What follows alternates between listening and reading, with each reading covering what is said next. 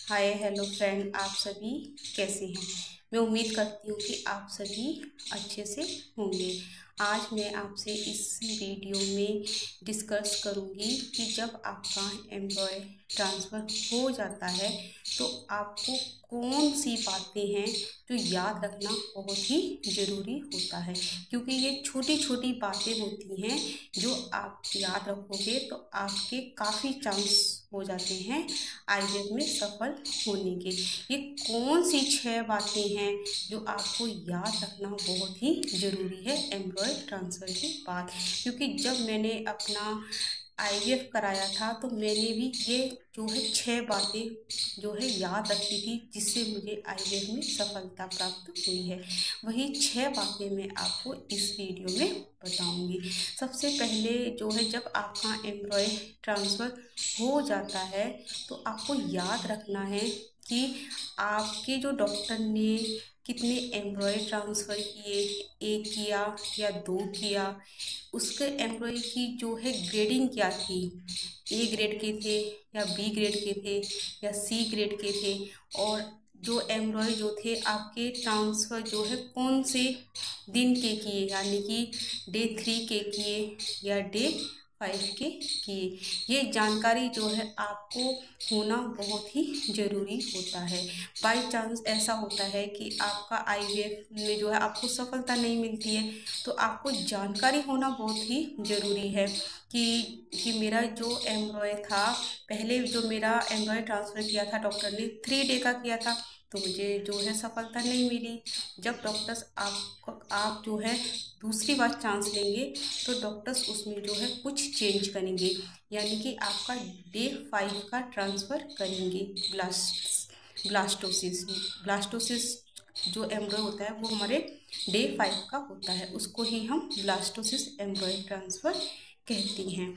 और आपको याद रखना है कि जब आपका एम्ब्रॉय ट्रांसफ़र हो जाता है तो आपको अपने एम्ब्रॉय की जो पिक्चर्स होती है वो लेना ना भूलें, उन्हें आप ज़रूर लें। और दूसरे नंबर पर आपको जानकारी होनी चाहिए कि मेरे जो अंडे थे कितने निकले, उन अंडों का साइज कितना था, और उनसे मेरे जो एम्प्लॉय थे कितने एम्प्लॉय बने। ये जानकारी होना बहुत ही ज़रूरी है। और तीसरी नंबर पर जो है आपको अपनी ईटी, यानी कि आपके यूट्रस की थिकनेस, आपके यूट्रस की जो लाइनें हैं उनकी थिकनेस कितनी थी, यानी कि आपकी 8 से 10 थिकनेस थी तो बहुत ही अच्छी थिकनेस होती है। और आपको नॉलेज होना बहुत ही ज़रूरी है, जब आपका एम्ब्रॉय ट्रांसफ़र हुआ तो आपकी यूट्रस की लाइनें, यानी कि आपकी जो ईटी थी, थिकनेस जो थी आपकी यूट्रस की लाइन की जो कितनी थी एम्ब्रॉय ट्रांसफ़र के टाइम, आपको इस बात की जानकारी जरूर लेनी चाहिए। आपको डॉक्टर से पूछना चाहिए कि डॉक्टर साहब जो है मेरी यूट्रस की लाइनें, यानी कि ईटी की जो थिकनेस है वह कितनी थी। ये जानकारी आपको होना बहुत ही ज़रूरी है। और तीसरे नंबर पर जो है, जब आपका एम्ब्रॉय ट्रांसफ़र हो जाता है तो आप जो है काफ़ी दूर से आए हो, यानी कि 2-3 दिन का सफ़र लग जाएगा, तो आप जो है हॉस्पिटल में ठहरने की व्यवस्था होती है, तो आप अपने हॉस्पिटल में रुक सकती हैं 2 से 3 दिन तक आप रुके, और उसके बाद आप घर पर जाएं। और फिर भी कुछ बातें याद रखनी है कि जब आपका एम्ब्रॉय ट्रांसफ़र हो जाता है तो हर 2-3 घंटे के बाद आपको यूरिन पास करना बहुत ही ज़रूरी होता है, क्योंकि बहुत सी महिलाएं जो है एम्ब्रॉय ट्रांसफ़र के बाद यूरिन पास नहीं करती। वो कहती है कि मेरा एम्ब्रॉय नीचे ना निकल जाए, मतलब कि यूट्रस से एम्ब्रॉय जो है बाहर ना आए, क्योंकि जब आपका एम्ब्रॉय ट्रांसफ़र एक बार हो जाता है तो वो एम्ब्रॉय आपका यूरिन पास करने में नहीं निकलता। आप यूरिन पास नहीं करोगी तो इन्फेक्शन होने के जो है आपके ज़्यादा चांसेस होते हैं। और आपको जो है जो दवाइयाँ हैं आपको समय पर लेनी है, और ये क्योंकि दवाइयाँ ही हैं जो आपकी प्रेगनेंसी को सफल बनाने में काफ़ी मददगार होती हैं। और छठे नंबर पर जो है एम्ब्रॉयडरी ट्रांसफ़र के बाद आप अपने डॉक्टर से भली भांति जो है दवाइयों के बारे में समझें कि मुझे दवाइयाँ कैसे खानी है, उनकी कितनी डोज है, ये अच्छी तरीके से अपने डॉक्टर से समझें। और छठे नंबर पर आपको जो है बीटा HSG की जब रिपोर्ट आती है 15 दिन बाद, तो बहुत से पेशेंट होते हैं उस दिन दवाई खाना ही भूल जाते हैं।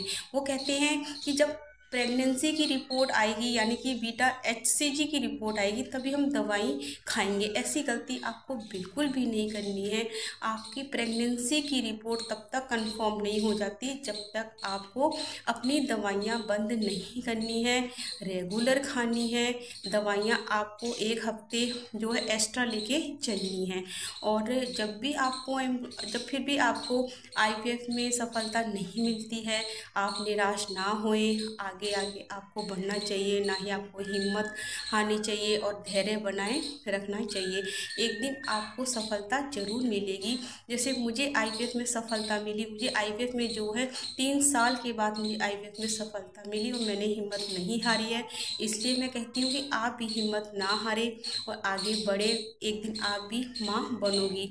तो आपने मेरी वीडियो में जो है जाना कि एम्ब्रॉयडरी ट्रांसफ़र के बाद आपको किन किन बातों का ध्यान रखना है।